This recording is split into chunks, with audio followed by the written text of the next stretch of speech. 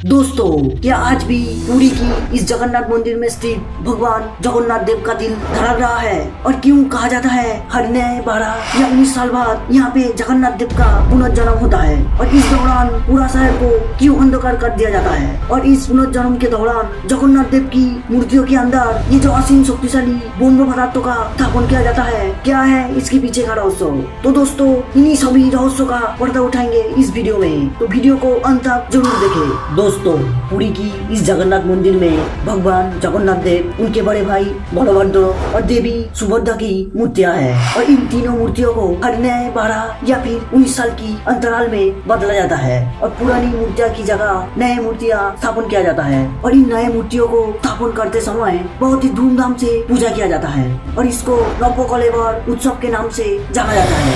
नवो अर्थात नया, कलेवर यानी शरीर, यानी आसान भाषा में नवो कलेवर का अर्थ है अपनी पुरानी शरीर को त्याग करके नया शरीर में प्रवेश करना। जैसे आत्मा एक शरीर छोड़कर दूसरी शरीर में प्रवेश करता है, ठीक वैसे ही यहाँ पे भगवान का पुरानी मूर्तियों को बदल के नई मूर्तियाँ स्थापित किया जाता है। और इस नए मूर्तियों को बनवाने के लिए नीम के पेड़ की लकड़ी का इस्तेमाल किया जाता है, पर इसके लिए किसी साधारण नीम के पेड़ की लकड़ी का इस्तेमाल नहीं किया जाता है। सिर्फ उसी नीम के पेड़ की लकड़ी का इस्तेमाल किया जाता है जिसकी छाल का रंग बहुत ही गहरा हुआ हो। और तो और इस नीम की पेड़ पे 4 शाखाएं होनी चाहिए और साथ ही पेड़ पे शंख और चक्रों का निशान होना चाहिए और पेड़ के ऊपर किसी पक्षी का घोंसला नहीं होना चाहिए। और साथ ही इस नीम की पेड़ के आसपास नदी, तालाब और 3 पर्वत और 3 रास्ता और शमशान घाट भी होने चाहिए और आसपास शिव मंदिर होना भी आवश्यक है। और इसके बाद इस नीम की लकड़ी को पूजा किया जाता है और उसके बाद ही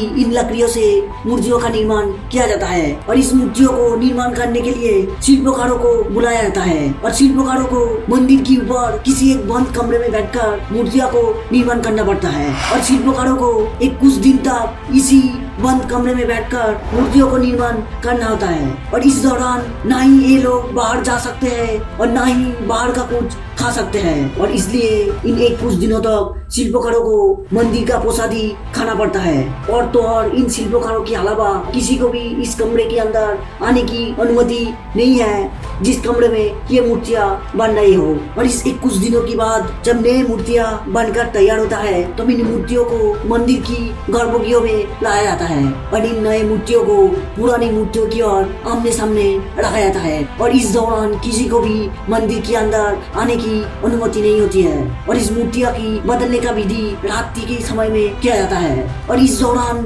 मंदिर तथा पूरे शहर का बिजली काट दिया जाता है। और इसके बाद मुख्य पुजारी इन पुरानी मूर्तियों से एक खास चीज निकाल के नए मूर्तियों में स्थापन करते हैं और इस खास चीज को ही बम्ब पदार्थ कहते हैं। पर असल में ये खास चीज यानी बम्ब पदार्थ क्या है ये कोई नहीं जानता, क्योंकि इस बम्ब पदार्थ को नए मूर्तियों में स्थापन करने से पहले मंदिर की पुजारियों की आंखों में पट्टी बांध दिया जाता है और तो और हाथ में भी कपड़ा बांध दिया जाता है, जिसके वजह से ना कोई इस बम्ब पदार्थ को देख सकता है और ना भी कोई इसे ठीक तरह से महसूस कर सकता है। क्योंकि कहा जाता है कि ये एक असीम शक्तिशाली अलौकिक पदार्थ है जिसको खाली हाथ छूने से ही इंसान की मौत भी हो सकता है। और इसीलिए कुछ लोग कहते हैं ये बम्ब पदार्थ ही भगवान श्री कृष्ण की दिल यानी हृदय है, क्योंकि जब भगवान श्री कृष्ण ने अपना देह त्याग किया था तब उनकी अंतिम संस्कार के दौरान पूरा शरीर पंचतत्व में विलीन हो गया था।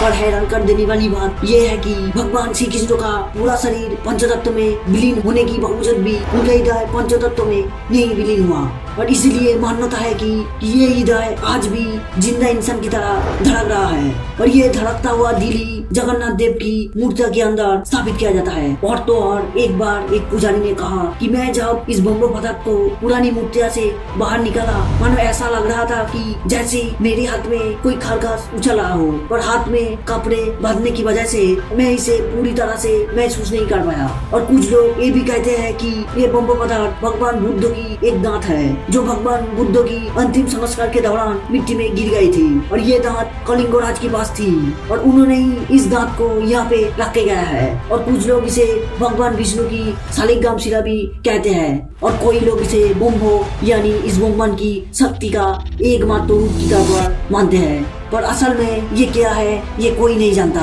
ये एक रहस्य बनकर ही रह गया है। खैर जो भी हो, इस भगवान में कुछ ऐसी चीज है जिसको आंखों में ना ही देखे तो वो मनुष्य के लिए अच्छा होता है। पर दोस्तों एक ऐसी चीज है जिसे आप महसूस तो नहीं पर अपनी आंखों से जरूर देख सकते हो, वो है इस लाल रंग की बटन को। प्लीज इसे दबा दो। बस आज के लिए इतना ही। अगर वीडियो को थोड़ा सा भी अच्छा लगा हो तो दोस्तों के साथ जरूर शेयर करना और खूब सारा कमेंट करना। और हाँ, ये सब्सक्राइब वाला बटन को अनलॉक जरूर करना क्योंकि ये बिल्कुल फ्री है। और एक बात, जाते जाते ये मंदिर की घंटी जरूर बजाना।